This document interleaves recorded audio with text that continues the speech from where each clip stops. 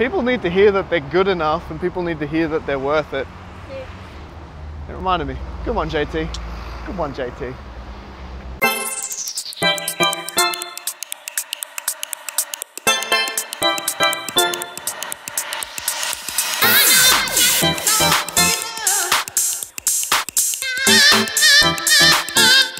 But seriously, Opposite Effect, really fun piece of writing.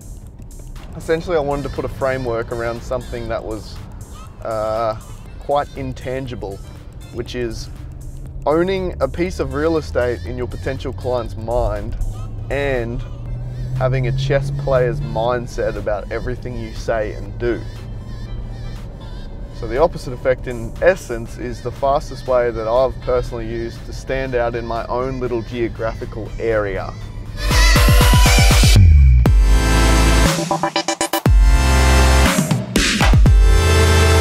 It reminded me of a piece of writing I did for the Opposite Effect, like a subtitle.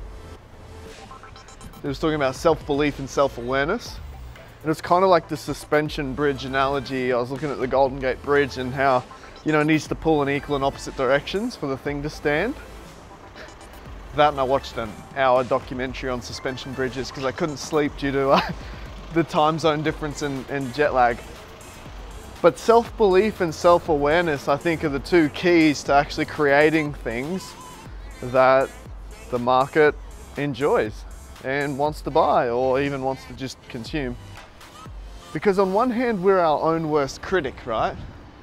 We judge ourselves so harshly. We look at everything and go, you know, that's no good, or I'm embarrassed by it, or I wish it was better.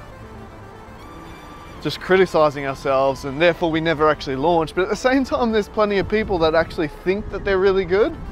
The people that go on these singing contests, and they don't actually hear the truth until the judges slam them and they're actually like, I don't know what you've been told or what you believe, but that was heinous.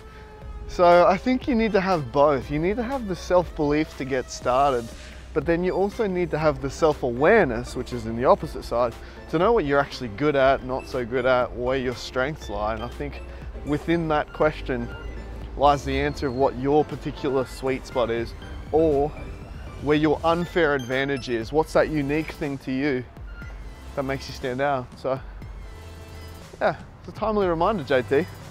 Really cool. Like, I love that all of these artists that we've kind of collaborated with for these things, we kind of like, I feel like I've got a connection to them. Yeah. Like KP! Hey KP! Mr. Redo!